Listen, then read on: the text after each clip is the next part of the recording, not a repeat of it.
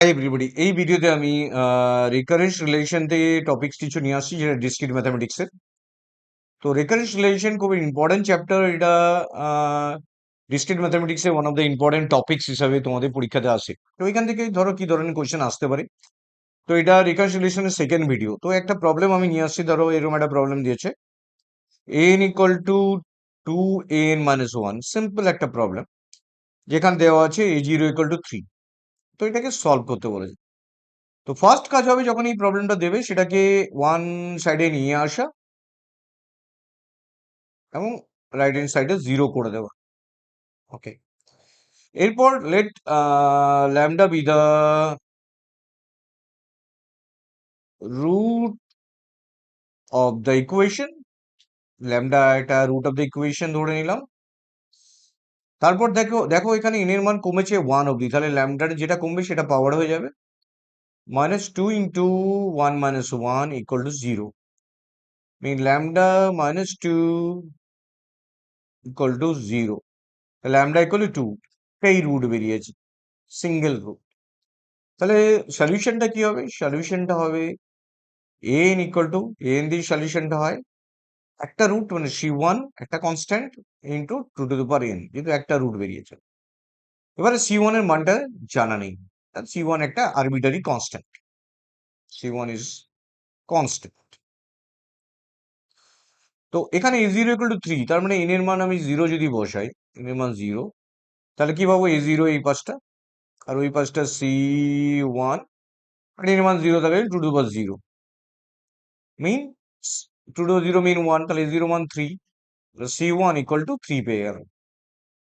So সলিউশনটা কি হলো? c1 এর মান 3 এসে গেল, তাহলে n equal two 3 into 2 to the power n। Finally যে মানটা বসিয়ে দিলাম, তো অ্যান্সারটা পেয়ে গেলাম। দেখো খুবই সিম্পল ভাবে এই কাজগুলো করবে। তো একদম জেনারেটিং রিকনসিলিয়েশন যে প্রবলেমগুলো দেবে একদম এইভাবে সিম্পল ওয়েতে কোশ্চেন গুলো সলভ করবে। আরেকটা প্রবলেম নিয়ে আসছি, ধরো এই প্রবলেম নাম্বার একটা নিয়ে আসছি। ধরো n ইকুয়াল টু, এরকম কোশ্চেন দেওয়া আছে 2n-1 প্লাস 3, যেখানে কোশ্চেনে দেওয়া আছে a0 ইকুয়াল টু 1। তোমরা ভাবছো এখন অব্দি যে অঙ্কগুলো দেখেছিলাম সেখানে কনস্ট্যান্ট টার্ম কিছু ছিল না, দেখো এখানে একটা কনস্ট্যান্ট টার্ম রয়ে গেছে 3, যেটা n বলে কিছু নেই। তাহলে এইসব ইকুয়েশনে আগে কি করবে? n -2n-1 ইকুয়াল টু 3 যেরকম আছে রেখে দেবেন। ফাইন। এইবার যেটা করবে সেটা হচ্ছে এখান থেকে দুটো সলিউশন হবে, একটা হচ্ছে হোমোজিনিয়াস সলিউশন, একটা পার্টিকুলার সলিউশন। হচ্ছে দুটো কেন? কারণ আগের অঙ্কগুলোতে রাইট হ্যান্ড সাইডে জিরো ছিল, তার জন্য একটাই সলিউশন, এখানে দুটো সলিউশন। একটা হোমোজেনিয়াস সলিউশন কি পাবো? হোমোজেনিয়াস সলিউশনের ক্ষেত্রে আমরা কি করব? n -2 into n-1 equal to 0 ধরে নেব। তো এইটাকে আগে সলভ করব। তাহলে এখানে lambda be the root of the equation, lambda be the root of the equation, ল্যামডাটা হচ্ছে রুট অফ দ্য ইকুয়েশন। তাহলে কি পাবো? এখানে ল্যামডার মাথায় যেহেতু n এক কমেছে, পাওয়ারে 1, 2টা 2 এর মধ্যে কপি হয়ে গেল। এখানে এক কমেছে মানে 1 - 1 ইকুয়াল টু 0। তার মানে হচ্ছে এখান থেকে দেখো ল্যামডা ইকুয়াল টু পেয়ে গেল 2। তাহলে একটা সলিউশন আমরা পেয়ে গেলাম, যেটা হচ্ছে ল্যামডা ইকুয়াল টু 2। তাহলে তার হোমোজেনিয়াস সলিউশনটা কি হবে? n h equal to c1 2 to the power n। তাহলে এটা 1 নম্বর সলিউশন আমি পেলাম। এইবার তোমাকে একটা সলিউশন, এটা নাম্বারিং 1 করে রাখলাম। এবার হচ্ছে পার্টিকুলার সলিউশন। তো পার্টিকুলার সলিউশনে কি করবে? পার্টিকুলার সলিউশনের সময় পুরোটাই ধরবে। ধর n -2 into n-1 equal to, এখানে আমার যেটা আছে পুরোটা ধরবো।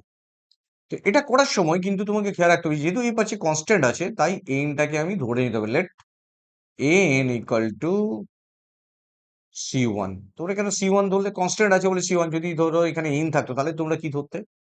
যদি n থাকতো তাহলে ধরতে n প্লাস b, সিরিজটা কমপ্লিট করতে। যদি এই পাশটা ধরো n স্কোয়ারের টার্ম থাকতো তাহলে তখন কি লিখতে? n square plus bn plus c। পুরো তোমাকে সিরিজটা কমপ্লিট করতে হবে। যদি n কিউ থাকতো তাহলে n ইকুয়াল টু লিখতে n q plus bn square plus cn plus d। তো এইভাবে এই জিনিসগুলোকে এখানে তুমি ক্যালকুলেট করতে পারতে। তো n ইকুয়াল টু c বেরিয়েছে। তো এখানে কনস্ট্যান্ট আছে, তাহলে এনটা যদি এখানে বসিয়ে দিই তাহলে c1 বসিয়ে দিলাম। তোমরা হয়তো তাহলে 2n-1 কি করে পাবো? কারণ এখানে n এর জায়গায় যদি n-1 করো তাহলে c আসবে। কারণ রাইট হ্যান্ড সাইডে দেখো কোনো n এর টার্ম নেই। যখন রাইট হ্যান্ড সাইডে কোনো n এর টার্ম থাকবে না, তখন জানবে n-1 করো তাতেও c আসবে, n-2 করো তাতেও c আসবে। তাহলে এখানেও c আসবে, c1 আসবে। এটা c1 ধরেছি। ইকুয়াল টু 3, ওই পাশে 3। তাহলে -c1 ইকুয়াল টু 3 হচ্ছে। তাহলে c1 ইকুয়াল টু আমি পেয়ে গেলাম -3। তাহলে এটার সলিউশনটা পেয়ে গেলাম, যেটা হচ্ছে -3। তাহলে n, এটাকে বলে particular solution, np equal to -3। তাহলে এবার আমার কমপ্লিট সলিউশন কি করে পাবো? কমপ্লিট সলিউশন হবে দুটোকে যোগ করে। তার মানে এখানে যখন আসবো তখন দেখো কমপ্লিট সলিউশন মানে টোটাল সলিউশন, কমপ্লিট সলিউশন আমরা কি করে পাবো? n equal two n h plus an p। n h মানে তোমার হোমোজিনিয়াস প্লাস পার্টিকুলার। হোমোজিনিয়াসে কি পেয়েছিলাম দেখো, c1 2 to the power n, আর এখানে কি পেলাম? -3। এইবার এখান থেকে c1 টা বের করতে হবে। তোমাকে দেখো কোশ্চেনে একটা মান দেওয়া ছিল h0 ইকুয়াল টু 1। এই অঙ্কটা খুব ইম্পর্টেন্ট, আসতেও পারে। তো এটা খুবই ক্রিটিক্যাল একটা কোশ্চেন, যেটা পরীক্ষা পছন্দ করতে পারে দেওয়ার জন্য। তো এখান থেকে দেখো আমি এখানে h0 ইকুয়াল টু 1 আমাদের কিন্তু কোশ্চেনে বলে দিয়েছি। তাহলে এই যে এটাকে ইউজ করতে হবে, তাহলে n ইকুয়াল টু আমি এটা পেয়ে গেছি। এবার n এর মান যদি আমি 0 বসিয়ে দিই, ধরো এখানে আমি n এর মান 0 বসিয়ে দিলাম। n এর মান 0 বসালে কি হবে? a 0 হয়ে যাচ্ছে এই পাশটা, c1 2 to the power 0 -3, a0 equal to 1, আর c1 জানি না, 2 টু the power 0 মানে 1 -3। তাহলে c1 ইকুয়াল টু এই পাশে চলে যাচ্ছে 4, c1 এর মান পেয়ে গেল 4। তাহলে কম্পিউটার c1 এর মান পেয়ে গেল। তাহলে ফাইনালি সলিউশনটা তো পেয়ে গেল। সলিউশন হচ্ছে n equal to 4 into 2 to the power n -3. So ultimate, this is the solution of the reconciliation. এটা খুবই ইম্পর্টেন্ট কোশ্চেন, এই ধরনের কোশ্চেন পরীক্ষায় আসতেই পারে। এবার অনেক সময় কি হয়, শুধু ক্যারেক্টারিস্টিক রুট ফাইন্ড করতে দিয়ে দেয়, বলে যে find characteristic root and hence find the solution. Characteristics root and hence find solution. তো এই ধরনের কোশ্চেন যদি দিয়ে দেয়, ধরো এরকম একটা কোশ্চেন আমি দেখাচ্ছি কিভাবে আসতে পারে। n equal to 4n minus 1 minus 4n minus 2। তো এটাকে আগে এদিকে নিয়ে চলে যাও, তাহলে n minus 4n minus 1 plus 4n minus 2 equal to 0। ওকে, তারপর কি করবে? Lambda be the root, lambda be the root. তাহলে কি হবে? ল্যামডার এখানে কত কমেছে? 2 কমেছে, তাহলে ল্যামডা স্কোয়ার -4 2 -1 একটা কমেছে, প্লাস 4 2 -2 দুটো কমেছে, ইকুয়াল টু 0। তাহলে কি পাচ্ছ? Lambda square -4 lambda plus. এইবার কি করবে? এটা জাস্ট ফ্যাক্টর আছে, তাহলে lambda square 2 lambda -2 lambda plus 4 equal to 0।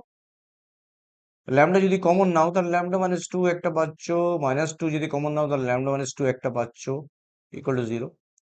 তাহলে ল্যামডা -2 এটা অ্যাকচুয়ালি ডাইরেক্টলি করা যেত, ল্যামডা -2 এর হোল স্কোয়ার। আমি ফ্যাক্টর করে দেখাচ্ছি, আর সব অঙ্কে তোমরা ফ্যাক্টর করে করবে তো।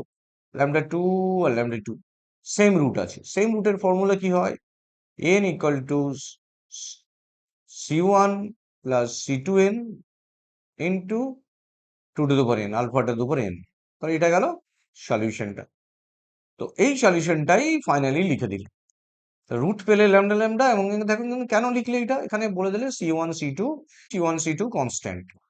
তো এটা মাথায় রাখো যে যখন কোনো ইকুয়েশন দিয়ে দেবে, যদি সেম রুট হয় সেক্ষেত্রে এই ফর্মুলাটা, ডিফারেন্ট রুট হলে তোমরা জানো এই অঙ্ক আগেও করিয়েছি, c1 alpha to the power n, alpha 1 to the power n plus c2 alpha to the power n। তো এটা যে ডিফারেন্ট রুট হয় তার ফর্মুলা, ওইখানে lambda equal to 2 and lambda equal to 2 পেয়ে যাচ্ছি। তো এই ভিডিওতে আমি তোমাদের রেকনসিলিয়েশনে কয়েকটা প্রবলেম করালাম। ডেফিনেটলি তোমাদের রেকনসিলিয়েশন প্রবলেমগুলো সলভ করে যাও। So thank you very much for watching this video. Share and subscribe it. Thank you.